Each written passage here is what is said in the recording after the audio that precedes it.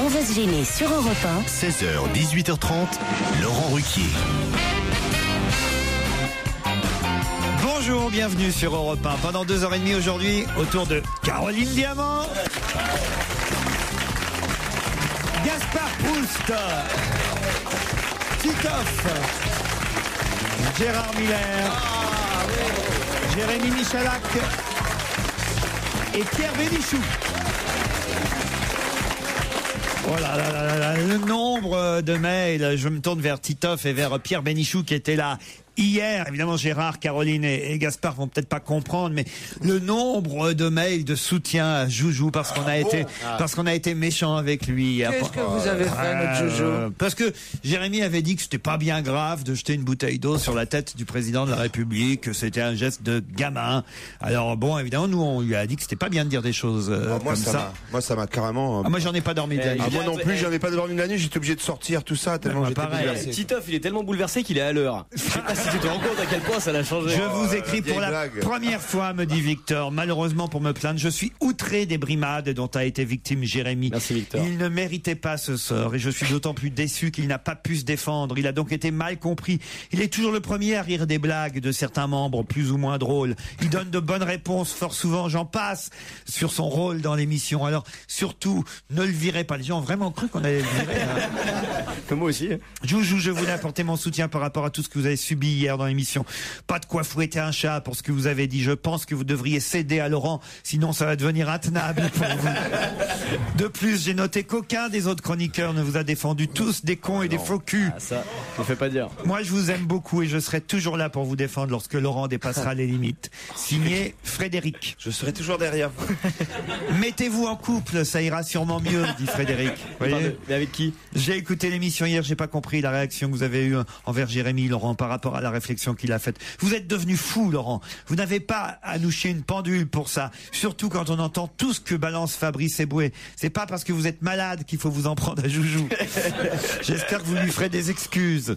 Ah, bah voilà, c'est ce que j'attendais. Bon, vous dites, les auditeurs disent qu'on a été cruel vis-à-vis du petit Michalak, mais le petit Michalak, il a été cruel vis-à-vis du petit Sarkozy aussi. Exact. Il a dit bien fait qu'il prenne la bouteille dans la gueule, il n'y a pas de raison. Alors c'est ça qui vous choque, monsieur Ruquier? Dire que jeter une bouteille d'eau vide sur le président, c'est un truc de gamin? C'est ça qu'il a dit, Jérémy Michalak, et c'est ça qui vous choque? Par contre, dire que la majorité des délinquants sont noirs et arabes, comme l'a fait monsieur Zemmour, ça ne vous choque pas? Là, c'est pas faux. Là, c'est pas faux. C'est une pierre dans ton jardin. Sauf que c'est pas chez moi qu'il l'a dit, ça, monsieur Zemmour, c'est chez Thierry Ardisson, vous voyez, il faut le rappeler aux auditeurs. Ah, c'est vrai. Et oui, si j'avais été là, je l'aurais pas laissé dire et je l'aurais certainement sermonné encore plus que je l'ai sermonné Joujou, vous voyez. Oui. Enfin, moi, je confirme qu'on a été choqués, Pierre, hein, pas vous. Ça y est, putain, ils retournent. J'étais vraiment choqué. Pourtant, il m'en faut, hein. Gérard, votre avis sur la question dans ce débat, fallait-il ou pas Moi, je ne sais pas ce qu'elle défendre ce gamin qui a acheté une bouteille d'eau, comme l'a fait Joujou? Comme il a non, fait, je crois pas la du tout. manière. Non, moi, je l'aurais pas du tout défendu. Je sais pas ce qui s'est passé exactement pour que vous attaquiez Michalak, mais je ne trouve absolument pas normal qu'on défende le gamin qui a jeté la bouteille. Jérémy a fait, oh, c'est pas grave, c'est un truc de gamin. Voilà. C'est vrai, c'est vrai que ça n'est pas grave. Ça n'est pas grave et en même Si, temps. c'est grave. Et en même Oh là temps. là, un deuxième de viré. Entendons-nous, ça n'est pas grave et en même temps c'est absolument à critiquer. Mais c'est drôle que bien sûr. Au niveau de la symbolique, quand De même. la manière, c'est la manière dont il a fait aussi. Puis moi, ce qui m'a choqué, c'est de cacher son jeu comme ça pendant des années. Ah ouais. On a vu d'un coup le vrai visage de Joujou. Gaspard Proust, qu'on n'a pas entendu sur ce sujet. C'est un vrai débat qui est en train de se jouer là. Et je pense qu'on est en train de passer près de vrais sujets. C'est évidemment un acte éminemment politique et je comprends Joujou et sa réaction. Parce que quand vous jetez une bouteille d'eau vide sur le président de la République, vous dites, qui est en plastique, hein, je précise, c'est très important pour nos auditeurs, le recyclage, le Grenelle. Vous voyez, c'est toutes ces choses-là. Mais et je suis étonné que Gérard Miller n'ait pas réagi là-dessus. Il tombe sur l'agressivité. Vous m'étonnez beaucoup, Gérard. Vous m'étonnez beaucoup. Tiens, j'ai un mail pour vous, justement, Gaspard. J'ai assisté à votre émission début mai, écrit Emmanuel, et quelle ne fut pas ma surprise de constater la flagrante ressemblance entre Gaspard Proust et le plus célèbre des agents secrets, Austin Powers. Très juste, très juste. vrai, Oh c'est non, vrai. c'est pas vrai. Avec sa touffe capillaire et ses lunettes en écaille, il ressemble à s'y méprendre à ce cultissime personnage et son mojo, c'est ça, mojo. Ouais. Je connais pas Austin Powers, je connais Austin Cooper, moi, qui va assez vite, mais je connais pas Austin J'ai Powers. aussi un mail signé Jérémy, mais pas Jérémy Michalak, c'est un autre. Il nous écrit plus, lui. Il a 18 ans, ce Jérémy-là. Il dit, je m'appelle Jérémy, j'ai 18 ans. Je suis fan de Gérard Miller. Oui, ça existe. Oh putain, il y a des démarrages difficiles dans la vie, hein. Non, mais j'ai l'habitude, vous allez voir la chute. Étant belge, oui, ça déjà, on s'en serait douté. Les bons mails, on ne les lit pas à l'antenne. Étant belge, je souhaiterais donc savoir s'il a prévu de passer en Belgique pour nous présenter son spectacle. Merci d'avance de votre réponse et merci à vous tous pour les rires que vous pouvez me procurer quotidiennement. Alors, est-ce que Il vous n'y a êtes... pas de post-scriptum, il n'y a Bah, rien, tu vois. c'est juste sur mon spectacle. Est-ce que vous êtes en tournée Eh en ben, Belgique? écoutez, j'ai prolongé la tournée pour votre plus grand plaisir jusqu'en mai prochain. Alors donc si tu j'aurais pouvais la tourné pendant prolonger, peut-être mais 2 très ans. longtemps en Belgique. Et donc j'espère bien en effet passer en Ah ben Belgique. si, il y a un post-scriptum aussi. Je le disais quand même. J'ai aussi des goûts un peu plus normaux à propos de vos chroniqueurs, puisque j'aime aussi Fabrice Eboué, Pierre Bénichou, Gaspard Proust et Titoff. Et Paul Vermus aussi, mais ça, je m'en vante pas. C'est le petit truc honteux, quoi. Je faisais du babysitting hier. Je gardais un garçon de 9 ans en écoutant votre émission par podcast. Le fils a entendu la blague sur le chien de Stevie et de Pierre Bénichou. Et quand ses parents sont arrivés, il a raconté la blague. Je suis viré. Je vous remercie. Monsieur Ruquier, je vous envoie ce message. Ça, c'est Wassim qui me dit qu'il a pris du temps pour justement faire une étude sur le temps de parole de chacun d'entre vous. L'étude consistait à calculer le temps de chaque chroniqueur, sachant que votre émission dure 2h30. Voici les résultats de mon étude. Laurent Ruquier, 40 minutes sur une émission de 2h30. Ensuite, Joujou, 24 minutes sur une émission de 2h30. Ensuite, Boubounet, Fabrice Eboué, 22 minutes. Titoff, 23 minutes. Christine Bravo, 26 minutes. Ah bah c'est sur les autres alors. Ouais. Gérard Miller, 27 minutes. Belle aussi. Isabelle Mergot, 22. Isabelle Motro, 21. Isabelle Alonso, 23. Stevie, 24. Caroline, bon, ça se tient tout ça. Hein. Pierre Bénichou. Caroline Diamant, 23. Olivier de Kersauzon, 20. Et enfin, Pierre Bénichou avec 40 minutes de temps de parole. Est-ce que c'est exact? Autant que vous, je ne sais pas comment vos chroniqueurs vont réagir, mais je vous prie de rétablir l'égalité du temps de parole. Mais les chroniqueurs, ils vont réagir quand on est déjà au courant. Hein. Non, mais Non, est-ce que c'est exact? Ah ben sûrement. Ce que c'est pas le Parce que- chroniqueur, c'est parce que que sur une émission de 2h30, Pierre parle environ 3 heures en réalité. C'est ça la vérité. Deux auditeurs patientes au téléphone. Bonjour Marie-Pascale, bonjour Karim. Bonjour. Je vous réveille, je vous dérange peut-être l'un et l'autre, non? Ah, pas du tout. non. Ah bon, alors On a eu peur. je vous entendais pas Mais Marie-Pascale. vous étiez en train de niquer ensemble ou séparément? Marie-Pascale, qu'est-ce que vous faites? N'écoutez pas Pierre, ne lui répondez pas. Vous êtes à Paris en tout cas. Je suis à Paris et là où je vous appelle de Clermont-Ferrand. Vous connaissez quelqu'un à Clermont-Ferrand, monsieur Ruquier, non? Ah, pas du tout. Je ne suis pas quelqu'un qui est très gentil. Chamaillère, je fais pareil. Marie-Pascale, faites quoi dans la vie? Alors, je suis déléguée à la protection des actifs, ce qui ne veut pas dire grand-chose. À la Je change protection les des palettes. actifs. Donc, ma société commercialise, loue des palettes. Stevie, Et donc, il y a moi, Stevie qui demanderait est-ce que vous protégez les passives aussi? Bon, je protège un peu tout, on va dire. Bon, c'est et bien, donc, alors. je m'occupe de rapatrier dans le pôle de location. Ah, rapatrié, c'est moi. En même temps, je corresponds un petit peu aux deux profils, entre les actifs passifs, les rapatriements Non, et on les s'en actifs fout. fonciers. Marie-Pascale. Donc, d'accord, vous correspondez aux deux profils, mais de dos, vous êtes comment? Marie-Pascale, On a une concurrence. vous venez de dépasser 1 minute de temps de parole, c'est plus que Philippe Alfonsi, alors C'est pas possible. il faut arrêter. Il faut arrêter. Karim, bonjour. Oui, bonjour Laurent, bonjour à toute l'équipe. Oui, bonjour Karim. Alors, je peux vous dire tout de suite, je déteste les belles voix. Parce que les belles voix, c'est bien pour les choses importantes, pour dire les enfants sont décédés, ou trucs comme ça, ou alors la guerre est déclarée. Mais vous vous rendez compte quand vous dites mon trésor, passe-moi le sel. C'est ridicule une belle C'est voix. vrai que vous avez une voix très virile, contrairement à Pierre, Karim. Ah, j'allais dire que Pierre était mon préféré, donc... Moi aussi, t'es mon préféré, mon petit Karim. Non, c'est vrai qu'il a une belle voix. Faites quoi dans la vie, Karim? Moi, c'est plus simple, je suis directeur d'un centre de formation. Directeur d'un centre de formation. Formation de quoi? On va vous envoyer Michalak. Je suis pas compétent pour Michalak. Vous nous écoutez tous les jours, pas compétent pour Michalak. Genre, je suis hétéro, moi, tu vois. Ah, c'est ça que ça voulait dire. D'accord. Ah, ouais. Karim, faites quoi à part nous écouter et travailler dans ce centre de formation? Mais c'est un centre de formation de quoi, Karim? C'est de l'alphabétisation, de la lutte contre l'illettrisme, de la remise à niveau. Ah oui, je peux vous en envoyer quelques-uns, alors. Vous envoyez des chroniqueurs en stage. Je vous envoie Caroline et Stevie, si vous voulez. Oh, attendez, j'écris Pas sans faute compétent dans pour ta Stevie non plus. Mais Caroline, vous ne dites pas non, Karim. Non, je dis pas non. Ah. Non, c'est vrai qu'elle a un gros potentiel. De toutes les femmes de l'émission, laquelle préférez-vous, Karim? Je n'ai pas de préférence, elles sont toutes bien. Non, elles sont toutes bien. C'est vrai, même Claude Sarraute, vous êtes preneur? Ah, Claude Sarraute, c'est la meilleure. Elles sont toutes bien. Claude Sarraute, C'est la taulière, elle. Oui, c'est l'expérience qui paye, là. Ah ouais. Karim, Marie-Pascal, à vous de nous dire maintenant quand on va jouer. Après la pub. Et voilà. 16h, 18h30 sur Europe 1, c'est On va gêner, c'est votre rendez-vous divertissement de l'après-midi. On s'amuse, on rit, et puis on s'informe aussi. Revue de presse, questions sur l'actualité maintenant, signé Laurent Ruquier, et on joue avec les auditeurs. Europe 1, on va se gêner. Attention, challenge. Auditeur contre chroniqueur. Oh, la question va être très facile. Pour partir à Cannes, à l'hôtel Martinez, Marie-Pascal ou Karim, il va falloir être rapide pour me dire avant mes camarades, vous avez 10 secondes d'avance, pourquoi la chanteuse Patricia Gatacheka est-elle régulièrement dans les journaux depuis une dizaine de jours?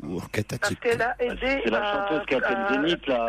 Elle a aidé à planquer Yvan Colonna pendant sa fuite et elle n'a pas trouvé que c'était quelque chose d'anormal. C'était un geste naturel selon elle. Alors Karim, c'est bien d'avoir une jolie voix, mais penser qu'elle faisait le Zénith, en revanche, c'est une belle connerie, Karim. Ouais, je vois ça, ouais. Bonne réponse de Marie-Pascal. Génial. Vous êtes contente, Marie-Pascal, hein? Bah oui, il s'avère que je serai à Cannes ce soir parce que j'y vais régulièrement. Donc je redescendrai au Martinez. La chambre d'hôtel, c'est pour le mois de décembre en fait. Non, mais là, vous êtes à Cannes et vous êtes logé où à Cannes quand vous arrivez? Elle est de Paris, elle a clairement Au Carlton. Où est-ce que C'est vous mon meilleur ami. C'est ma meilleure amie. Chez votre meilleur ami. Donc vous pourrez aller à l'hôtel À l'hôtel Martinez. Gonzalez, vous pourrez aller. Et vous allez profiter de la chambre avec qui? C'est pas indiscret, Marie-Pascal? Ah bah je ne sais pas, je vais voir. Ça va dépendre si je suis active ou Avec passive. Marie-Roger. Vous avez plusieurs possibilités alors. Bah on va dire que j'ai quelques ouvertures, on va essayer de les travailler. Ça c'est pas mal ça. Moi j'aime bien les gens comme ça, célibataires. Vous êtes célibataire? Un peu open quoi. Complètement. C'est indiscret de vous demander votre âge, Marie-Pascal? Pas du tout, 42 ans. 42 ans. Alors là, Dieu sait que j'aime pas la Côte d'Azur, mais là, 42 ans, j'y vais, tiens. Est-ce que vous avez déjà songé Est-ce que vous aimez la Côte d'Azur?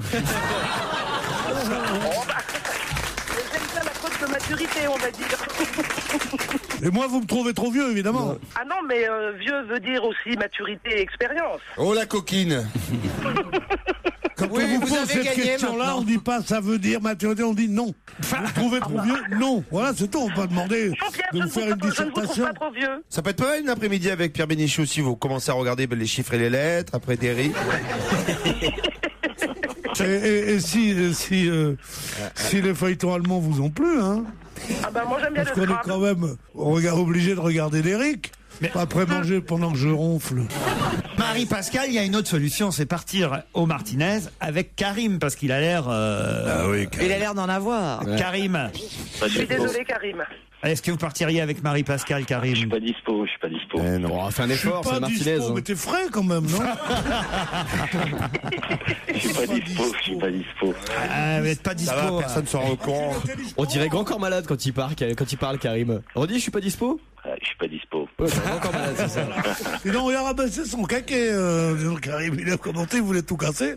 Maintenant, il est pas dispo. Il connaît pas l'actualité, il sait même pas quelles sont les chanteuses qui, quoi, et tout. Ah, elle doit être belle, la formation. Et puis attention, vous n'avez pas tout perdu, Karim, puisque vous pourrez offrir ou à votre compagne. Vous êtes papa, Karim? Oui, je suis papa, oui. Eh bien alors, votre compagne est donc maman? Tout à fait. Voilà. Pourquoi est-ce qu'on donne pas à Karim une machine à caresse? Bonne déduction. Eh bien, vous allez gagner et recevoir très vite la fameuse boîte à caresses que nous offrons pour la boîte des mères. La boîte des mères. La boîte des mères. La boîte des mères. Ah oui, c'est Stevie le patron. Bonne boîte, maman. C'est La intéressant. boîte ça. des mères. La boîte à caresses temps Pour futur. vos parents, ma mère travaille dans la boîte des mères. C'est la marque Kirines qui vous offre cette boîte à caresses. C'est une marque suisse, une marque de soins qui pourra évidemment être très agréable sur le visage de votre compagne ou femme. Vous êtes marié, Karim? Oui. Voilà, le meilleur de l'expérience spa de Kirines avec des démaquillants et des soins haute précision. Bravo à tous les deux. Bravo. On vous embrasse. On va se gêner sur Europe 1 avec Laurent Ruquier. Jusqu'à 18h30. Qui a inventé Charles Goodyear il y a 150 ans, dont on... Le pneumatique. Non, mais ça évidemment, alors ce serait trop facile. Pourquoi pas aussi le 31 décembre, tant que vous y êtes. C'est ça, la nouvelle année. Charles Goodyear a inventé quelque chose il y a 150 ans qu'on voit encore beaucoup aujourd'hui. La semelle. Non. Une utilisation du caoutchouc. Oui, évidemment. La capote. La capote, Caroline Diamant. La capote Goodyear. Ah ouais, ils en font des réchappés maintenant. Ils sont déjà servis, tout ça. C'est pas en caoutchouc? C'est quand tu baises un bibin d'homme. La capote qui On laisse redit des bien la traces de question. Plein dans pneus. les miches, hein. Est-ce qu'il y a une façon de poser la question particulière? Est-ce qu'il y a une ruse dans votre... Pas du tout. Charles Goodyear, a inventé il y a 150 ans quelque chose dont on parle et qu'on voit encore beaucoup. Quand je dis aujourd'hui, je devrais même dire en ce moment. Est-ce en que ce quelqu'un moment. l'a dans Des la... raquettes. Non. Du fil de raquette. Non. Non, des ballons de La foot. balle de tennis. La balle de tennis. Bonne réponse de Jérémy Michalak. Sans lui, pas de balle. C'est le titre de l'équipe aujourd'hui. À 150 ans, mourait. Ah, d'ailleurs, tiens, il y avait une erreur dans ma question. Il l'a pas inventé il y a 150 ans. Il y a 150 ans qu'il est mort, Charles Goodyear. Un inventeur génial, grâce à qui les balles de tennis peuvent rebondir lors de la quinzaine de Roland Garros. Parce qu'avant, elle rebondissait pas. Bah non, avant c'était des boum, ça faisait boum. Ouais, avant ils jouaient avec Ah, des donc boules. on jouait pas. Si on jouait Avant ils jouaient au tennis avec des balles en on cuir. jouait comme au jeu de paume, c'est ça, oui. Ce qu'on dit pas aussi, c'est la joie que Charles Goodyear a apporté à mon chien, parce qu'alors vraiment, c'est pas seulement mon chien, dire c'est fou comme les chiens aiment les balles de tennis. Alors J'adore ça, parce qu'ils peuvent les mordre. Oui. Pas mieux. Et alors là, c'est un spécialiste vétérinaire dans l'émission. Le grand spécialiste animalier Pierre Bénichou vous parle. Expliquez-nous, Non, mais Pierre. vous aimez pas les bêtes, vous pouvez pas me comprendre. Vous aimez pas les bêtes, alors vous êtes évidemment cynique dès qu'il s'agit d'animaux. Enfin, je parle devant mon ami Non mais Miller, vous qui a mettez un 3 perroquet. balles différentes, franchement, devant un toutou, Pierre. Hein. C'est vrai. Oui. Ah, je vous jure, vous mettez Une avec une la balle tête de tennis sur Ouais. les 3, Voilà. il va vers la balle de tennis. Bien sûr. Ouais, et si vous mettez carrément une avec la tête de Gérard Miller, il la lâche pas de la journée là-bas. Les chiens m'aiment beaucoup. Ah, si, si. Pas autant que les Votre chiennes. chien, par exemple, à vous, Laurent m'adore. Dès qu'il voit, il lève la patte, il vous pisse dessus, Non, c'est non, vous dire. non, pas du tout, il accourt. Ouais, c'est parce qu'il sait que tu Ah, connais non. Michel Drucker, c'est pour ça. Ah non, il m'adore. Qu'est-ce qui se passe, Pierre Bénichou? Rien, je suis sur un coup. Je peux être sur un coup une fois de temps en temps. Pierre, c'est deux mecs. Hein. Non, c'est pas de mec, je suis sur un coup. Et alors je disais au mec qui est avec elle, c'est votre femme, votre sœur, votre fiancée. Ils m'ont dit non. C'est ma mère. C'est vrai que tu es toujours en train de draguer. Tu peux parler, toi. Non, mais je te jure, quoi, c'est Madonna qui traîne White House de nymphomane, quoi. White House, la Maison Blanche. White House. White House. Non, ouais. Amy, Comment elle s'appelle Amy Winehouse. Amy Winehouse. Winehouse ou White House, c'est pareil. Mais attendez, pourquoi vous choisissez cette pauvre jeune femme qui est là, elle plutôt qu'une autre, Pierre Parce que cette pauvre jeune femme, comme vous dites, est ravissante. Oui. Et elle m'a fait un clin d'œil assez salace. Mais c'est vrai, regardez, elle est là, elle se tortille et tout, mais elle est heureuse que Pierre la je pensais pas que Elle se tortille comme personne. J'ai jamais vu ça, mais ça vous rend vraiment heureuse, madame, hein, que Pierre vous drague. Je l'adore. Ah, elle adore. Oh là là là là là là. Venez au micro, madame, parce que ça nous intéresse, on en tient une. Ah, c'est incroyable, ça. En même temps, moi je vis en Floride et j'écoute votre émission en podcast grâce à Monsieur Bénichou, qui j'espère a une augmentation parce qu'il le mérite. Oh là là. Non, honnêtement, je le trouve. Bon, en même temps, j'ai des goûts peut-être un peu bizarres parce que j'aime bien Donald Trump aussi. Donald Trump et Benichou, donc. Ah oui. Donald Trump. Mais il est très beau, j'adore. Ah oui, Donald Trump, celui qui a fait la tour, là. Oui, c'est un ami. Non, Pierre, c'est bien, vous voyez, on vous remercie. Non, mais j'adore. Mais moi, je dois aller en Floride cet été. Oui, je sais que vous étiez à Miami il y a pas longtemps. Oh là là, elle est vraie. Ah oui, oui. Mais vous l'avez c'est dommage, il aurait pu le dire aux auditeurs. Enfin, moi, je serais venu. Vous l'avez su par la presse ou vous avez su comment? Par Monsieur Ruquier, il m'a appelé. Il y a la Béniche. Vous êtes du Midi. Il y a la Béniche. Ouais. Qu'est-ce que vous faites en Floride?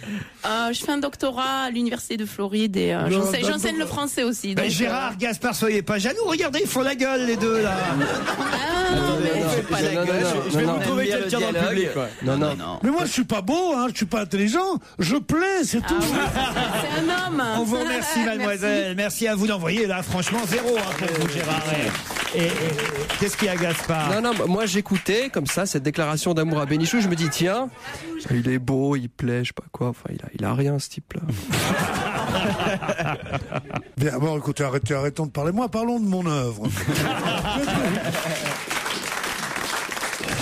Laurent Ruquier, 7 jours sur 7 sur Europe 1. On va se gêner jusqu'à 18h30. Pour découvrir les coulisses d'Europe 1, 2 possibilités, 39 21 34 centimes d'euros la minute ou europe1.fr. Un père a été condamné à 2 mois de prison avec sursis par le tribunal correctionnel de Poitiers pour avoir fait quoi à son enfant, à son fils en l'occurrence? Il a fait avaler son carnet de notes. Il lui a fait manger son carnet de notes. Bonne réponse de Gaspard Proust. Ah bon? Condamné pour avoir fait manger son bulletin de notes à son fils. Bon, il avait frappé aussi, mais faut quand même dire qu'il était pas, enfin ça, on l'aura compris, pas satisfait des résultats de son. Oui, tu m'étonnes.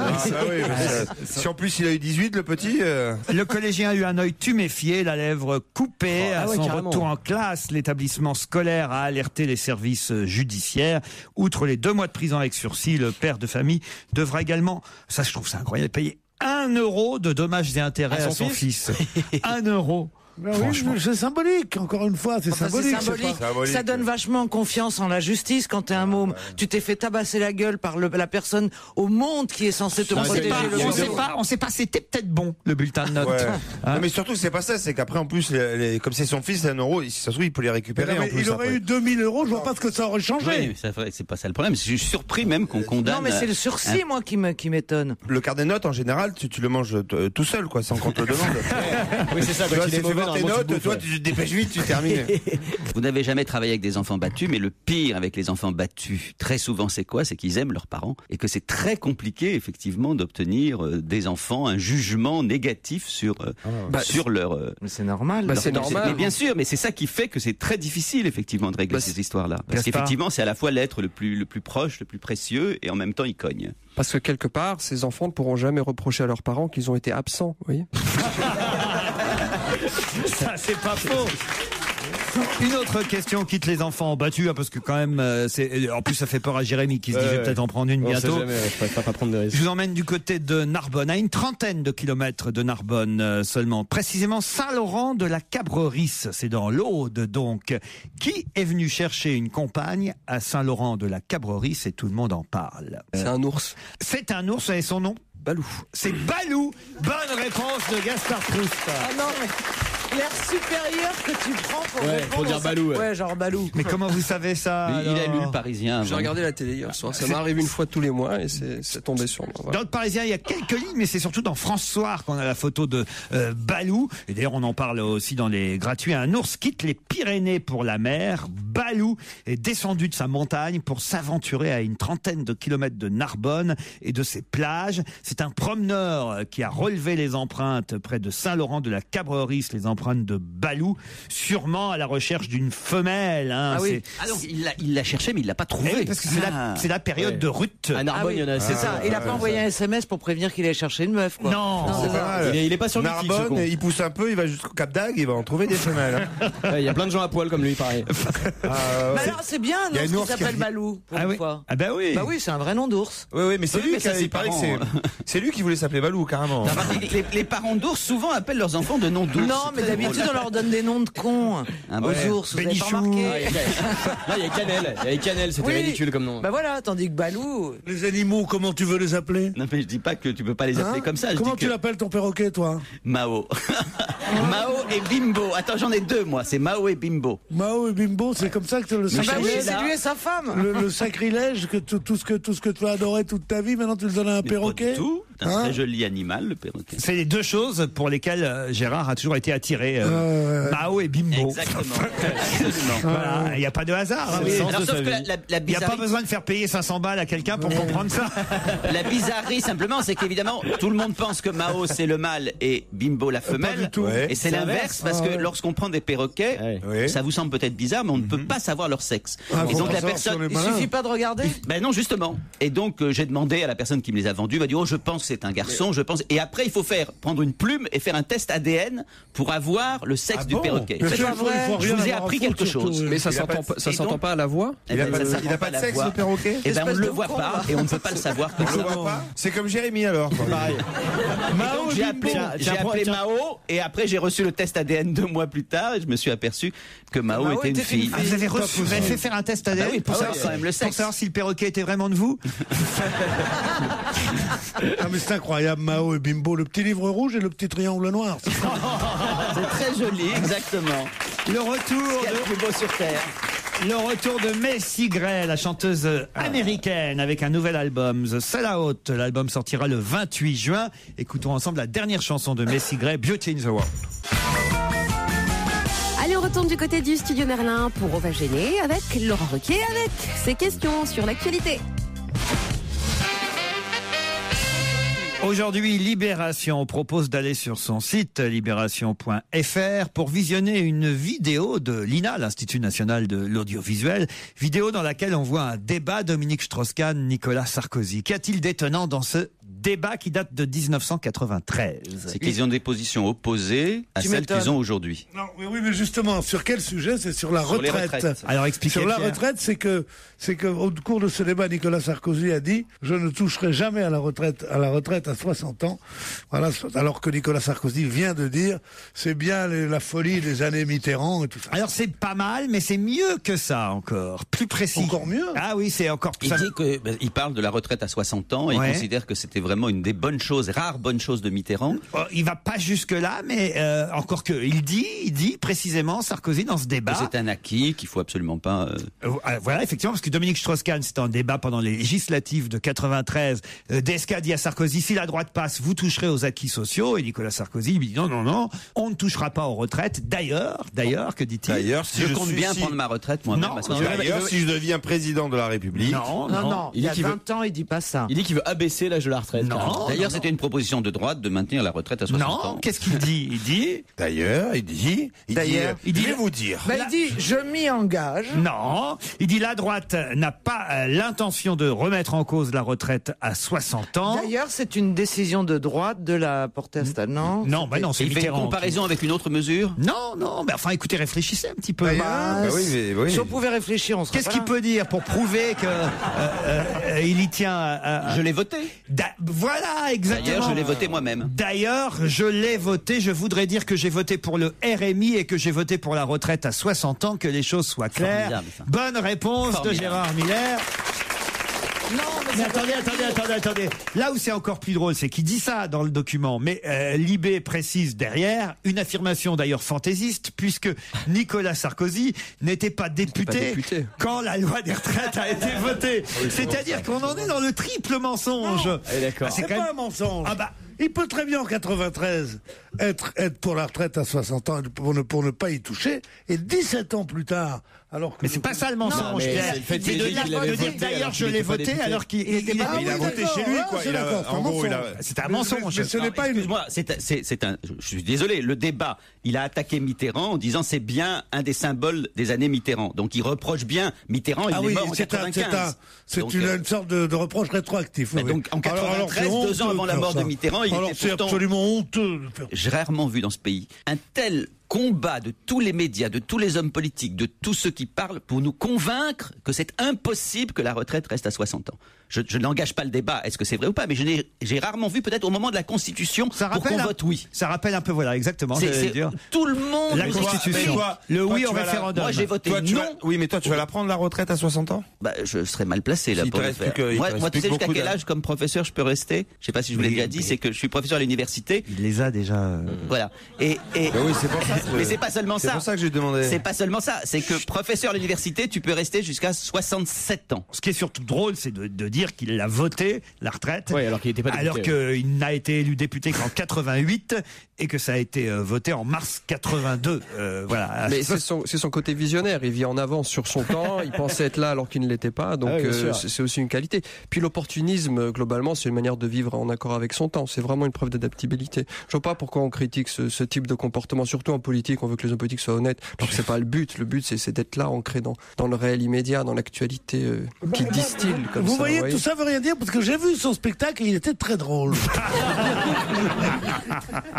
Mais là, le but, c'était pas de faire une vanne. Attendez, il est rancunier.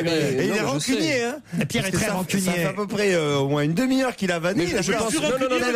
Non. Peut-être rancunière, mais pas rapporteuse. Voilà. En tout cas, sur les 60 ans, Gérard, on a bien compris que vous serez de la manif avec Bernard Thibault prochainement, quoi. Je suis absolument pour la retraite à 60 ans, avec la possibilité d'aller évidemment plus loin si on le souhaite, et de tenir compte, même si ça n'a pas été fait comme ça, de la pénibilité du travail. Alors, ça me semble quand même simple.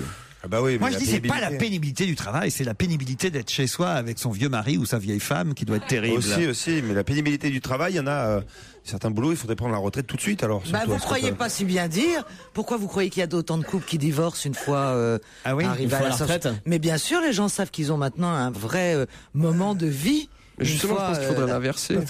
Et pas avec la même, c'est ça. Moi, je pense qu'il faudrait faire l'inverse, en fait. Voilà. Il y a sans compter ceux qui baisent au bureau.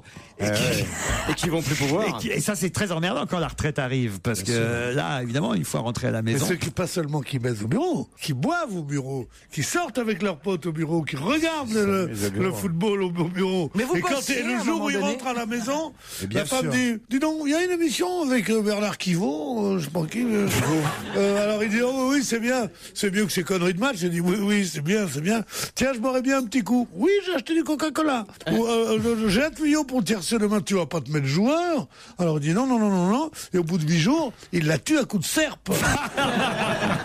C'est ça le drame. Mais le drame, c'est qu'il arrive. Le mieux pour travailler, c'est le bon âge pour 60 ans pour travailler. Ah oui. C'est l'inverse qu'il faudrait faire. Il faudrait pas travailler. Il faudrait commencer à travailler vers 45, 50 ans. Ah, vous n'avez pas commencé par exemple. Jusqu'à 80 ans. Voilà. Je l'applique à moi-même. Joujou, parce que maintenant on a compris que vous vous mouillez politiquement. On attend votre point de vue là-dessus. Alors. En ce qui concerne la retraite à 60 ans, je prendrai pas de risque. J'ai bien compris que ça va tirer les foudres de tout le monde, donc non, mais en même temps, bon. Moi, j'ai 56 ans de cotisation, j'ai calculé. Et vous croyez pas si bien dire, moi j'ai fait le calcul, vous voyez, comme quoi c'est un débat qui sert aussi, parce que j'ai fait le calcul, moi je me suis dit, parce qu'il faudra peut-être 42 ou 43 ans de cotisation. Moi en fait, j'ai pas bossé très tôt, puisque j'ai commencé à travailler, je dois avoir commencé à travailler en 88. Oh là là! Et j'avais 25 ans, parce que j'ai fait, les études. J'ai fait des études après le bac, j'ai été pion. Est-ce que les salaires de pion, bien sûr. Tout salaire compte. Ah oui, même quand on est pion pour l'éducation nationale, ça, si tu touches un salaire, et qu'on est étudiant en même temps. Si t'es salarié, oui, normalement. Si t'es salarié, bien sûr. Ah bon, alors donc j'ai quand même 2 ans en plus alors. Il faut savoir si c'est des trimestres complets. 88, ça fait 86 à aujourd'hui, ça fait 24 ans quand même. Tu travailles encore 24 ans et tu prends la place de Bouvard. Non, parce que 24 plus 4, j'en ai 47, je vais pas gâcher mon âge, 24 plus 47, ça fait quand même qu'il faut que je bosse. Si c'est 42 annuités, ça fait encore 18 ans. Pauvres auditeurs. Vous avez raison Gérard, je suis pour la retraite à 60 ans. Le problème, c'est pas seulement de la prendre à 60 ans, c'est de la prendre avec quelle somme. Quand il y avait eu, vous savez, les grandes grèves de la SNCF, on disait mais regardez, c'est privilégié. Mais la plupart des mecs de la SNCF qui partent effectivement relativement tôt par rapport à la masse des gens partent avec des retraites minables, en tout cas faibles. Donc le problème, c'est aussi à savoir avec combien d'argent vous allez vivre quand vous serez retraité. Le train de vie, ce qui est important pour la SNCF, c'est le train de vie. Non, mais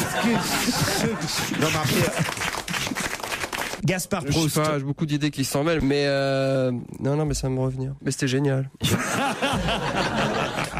Il doit y avoir un bordel dans ta tête, ça doit être impressionnant. Moi, j'aimerais parfois, juste si ça t'ennuie pas, que j'aille jeter un coup d'œil un jour.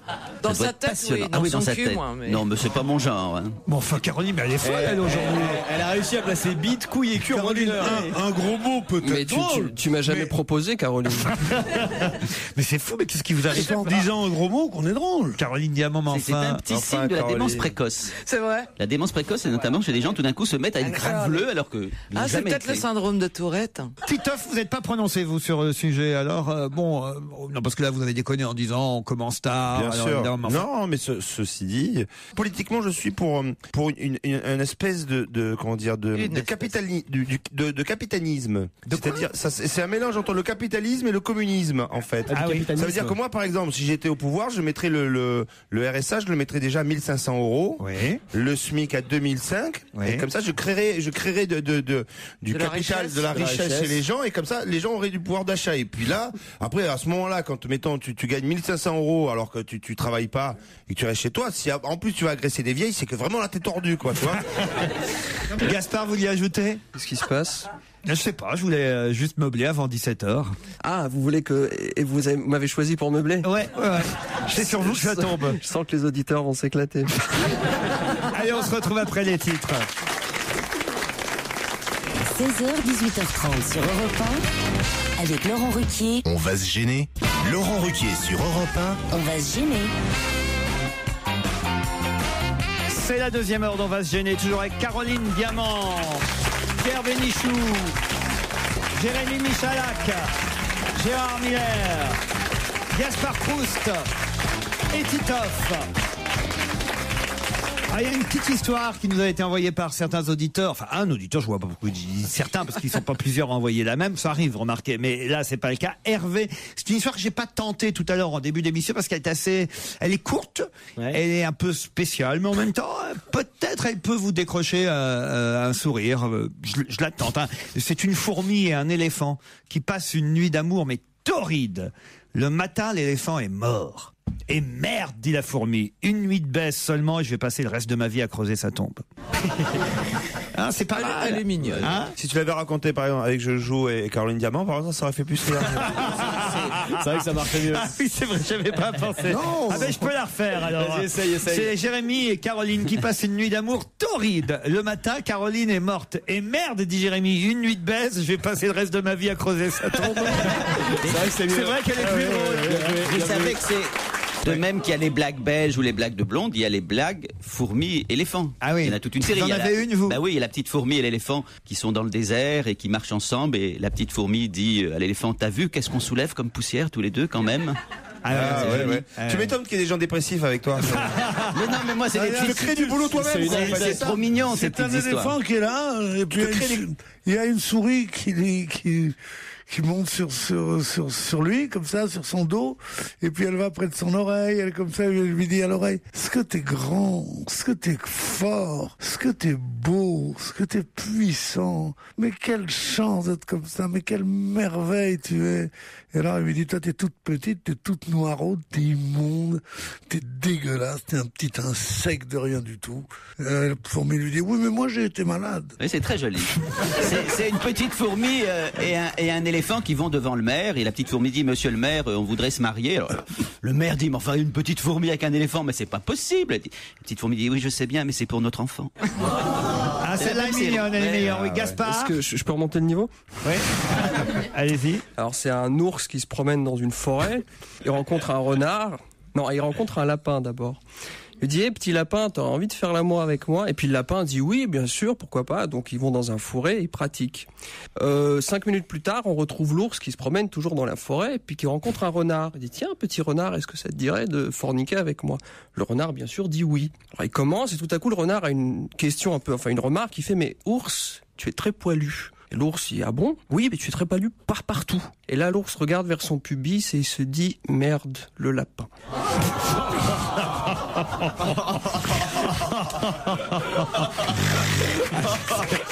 Si, celle-là, on la prend. Ouais. Si.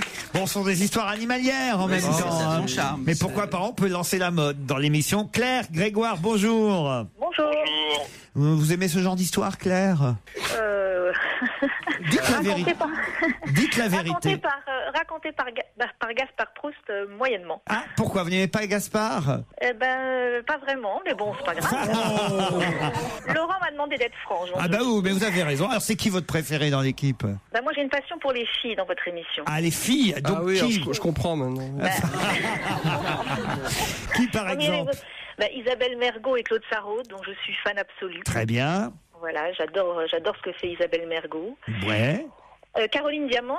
Oui. Je trouve qu'il y a beaucoup d'humour. Puis les garçons, ça je dois vous le dire, à part vous, Laurent, vous êtes vraiment un chef d'orchestre hors pair. Merci. Vous m'avez fait apprécier 2 personnes que j'aimais pas trop. Qui?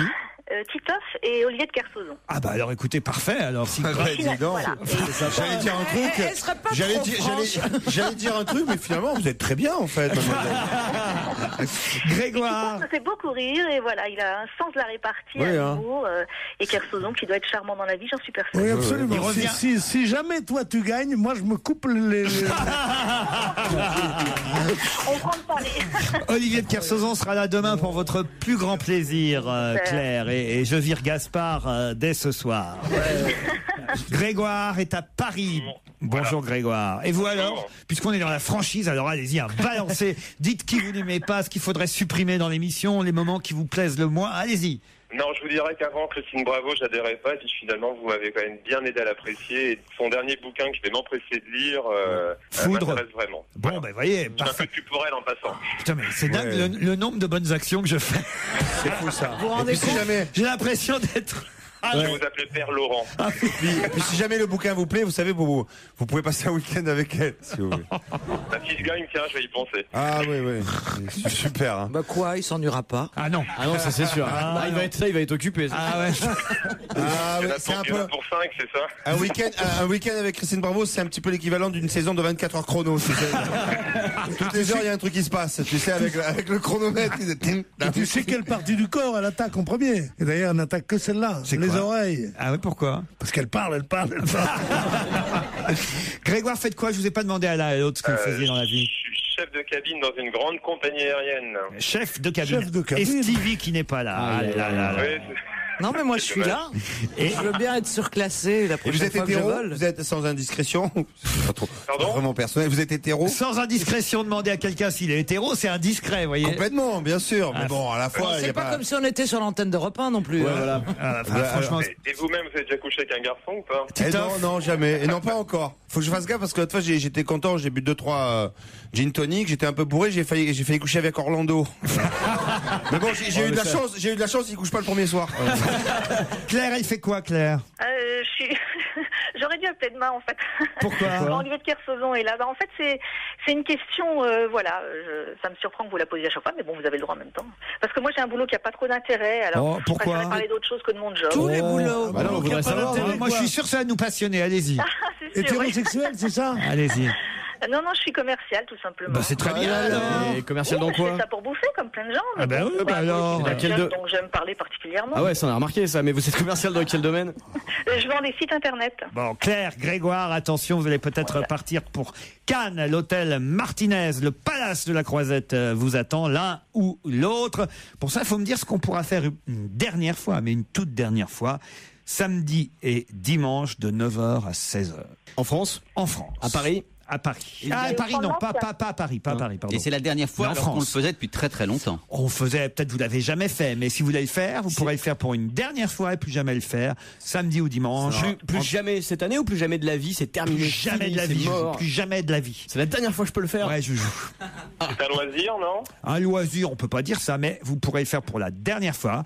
Et si vous l'avez jamais fait, c'est le moment. Entre 9h et 16h, samedi et dimanche. C'est un rapport avec la fête des mères ou pas? Du tout. C'est un rapport avec la braderie? Est-ce que c'est en plein air?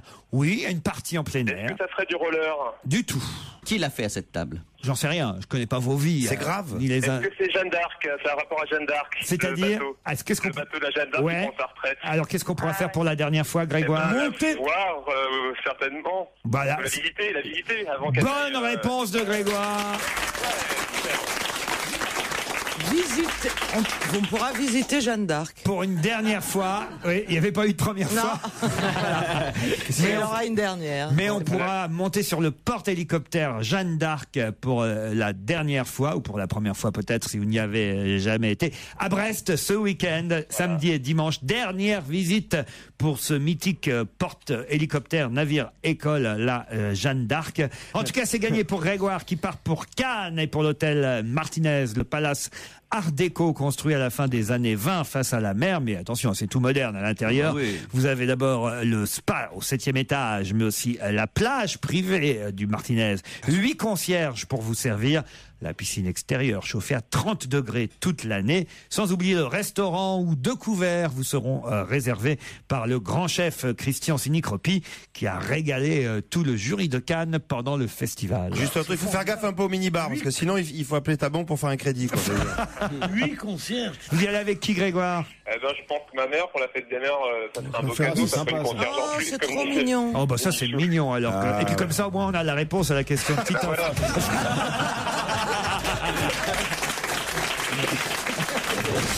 On va se gêner sur Europe 1 avec Laurent Ruquier. Jusqu'à 18h30.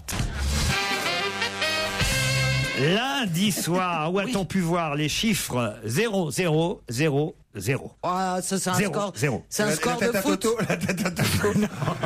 Je répète, 0, 0, 0, 0, 0, 0. Ah, ça c'est du tennis. Non, pas du tout. Ben non, que je suis con. Lundi soir. Et qui a gagné alors? Quel bon match surtout. On a fait match nul pendant 3-7. Oh, c'était serré, hein. 0-0. Premier set 0-0, deuxième set 0-0, troisième set 0-0. Tie-break. Oh, il y a eu S'il des... invite une blondasse, c'est bien pour avoir quelques réponses de blondasse en même temps. 0, 0, 0, 0, 0, 0. Alors, Est-ce que c'était affiché quelque part? 6-0 affiché. C'est un rapport avec un Quand et à quelle occasion? C'est un rapport avec un numéro de téléphone ou pas? Du tout.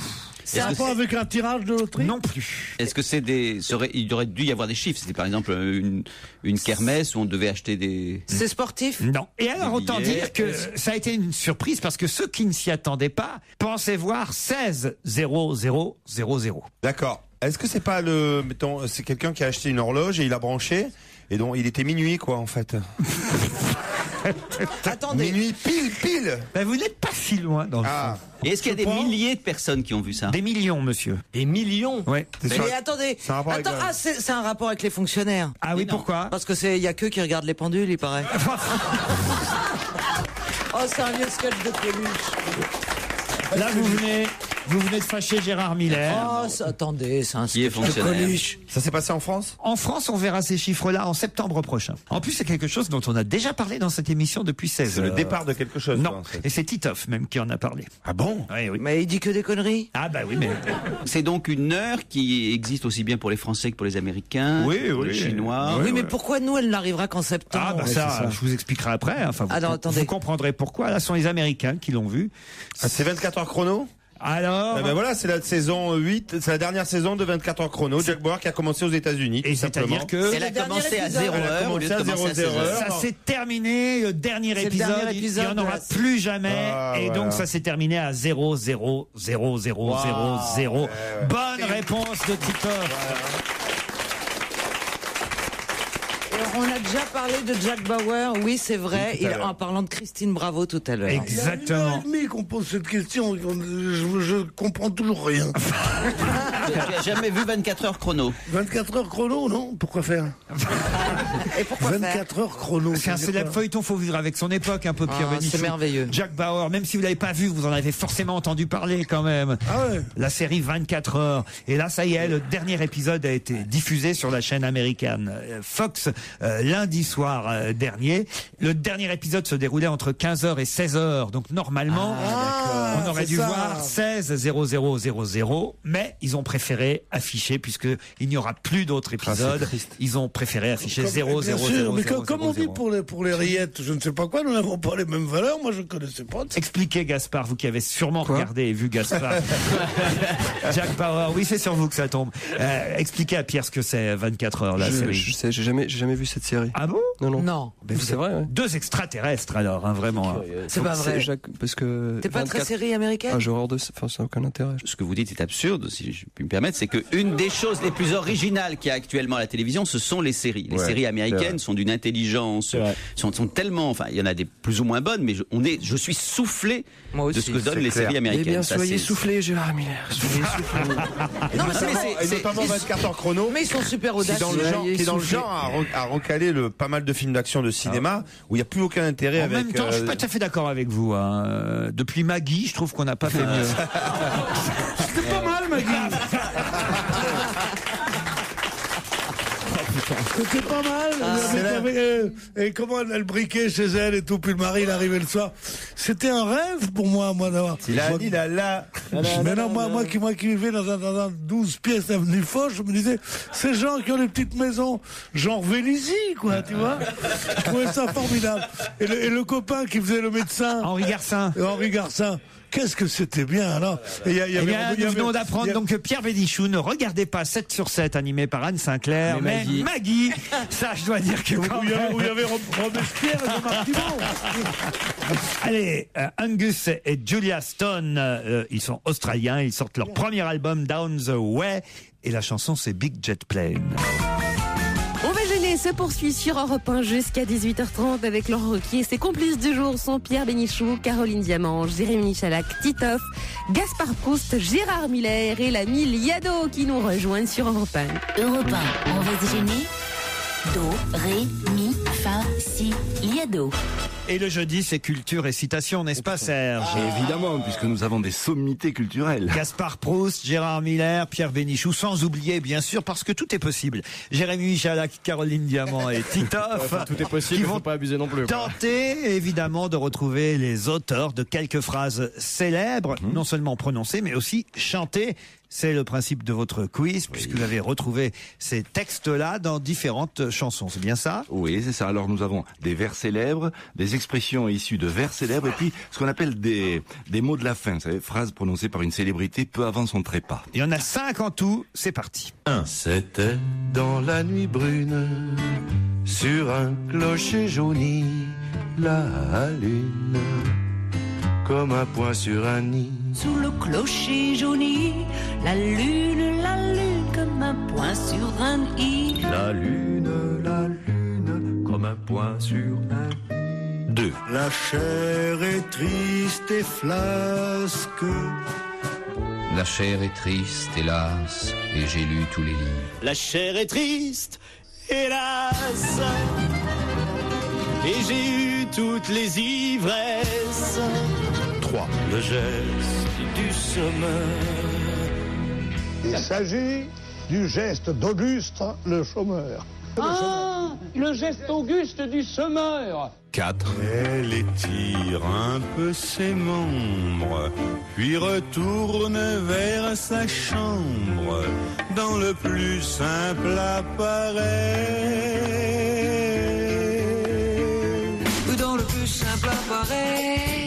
Dans le plus simple appareil. Dans le plus simple appareil.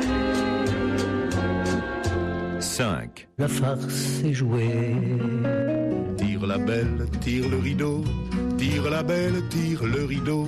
La farce est jouée. La farce est jouée aux mains dandées. Avant les rideaux aux mains dandées. La farce est jouée aux mains dandées. Oh là là là là, c'est pas facile aujourd'hui. Caroline n'a pas compris le jeu, elle note les chanteurs en fait. Il faut trouver mais que vous êtes con.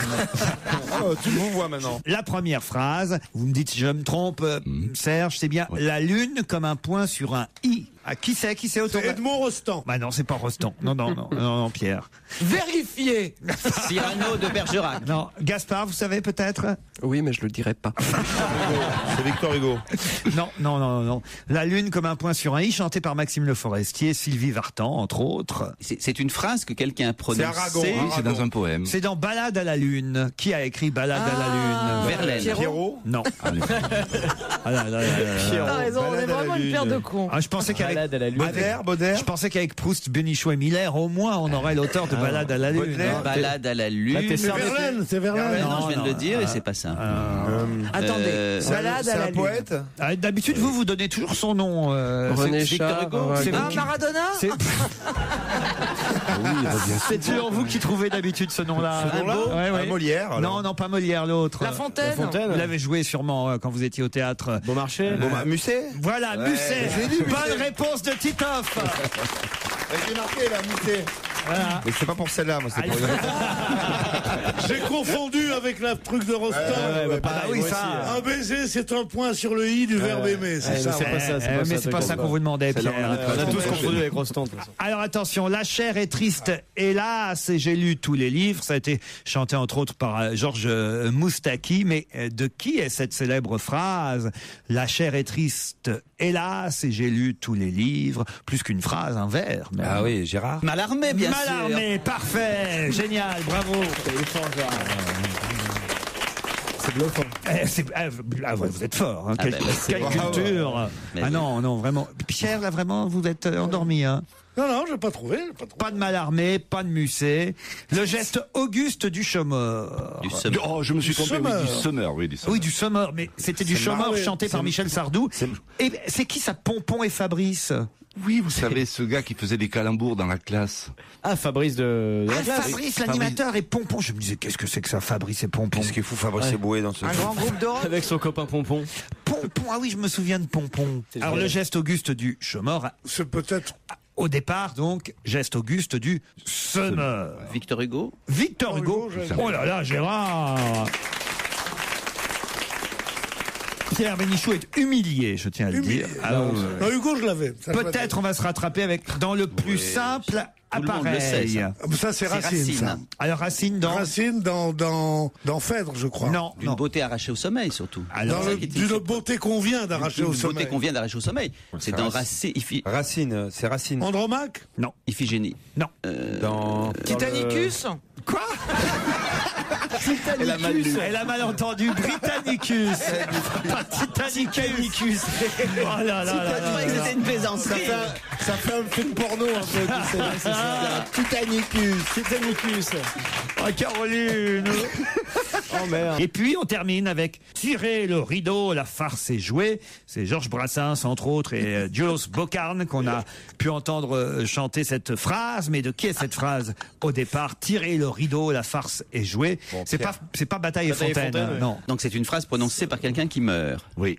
Non, mais c'est une phrase vraiment. On accable Pierre Bénichou, mais on peut aussi accabler Gaspard Proust, qui nous fait croire qu'il a une grosse culture, qui de temps en temps nous prend de haut. Et De temps en temps. Moi, jamais. Tout le temps. et là, Gaspard, là vraiment, n'est pas trouvé C'est Racine. pas de nouveau Hugo. N'est pas trouvé Victor Hugo, n'est pas trouvé Mallarmé. C'est même Titoff qui vous a grillé sur Alfred de Musset. Ouais, alors que toi, tu m'as jamais grillé sur Maradona, par exemple.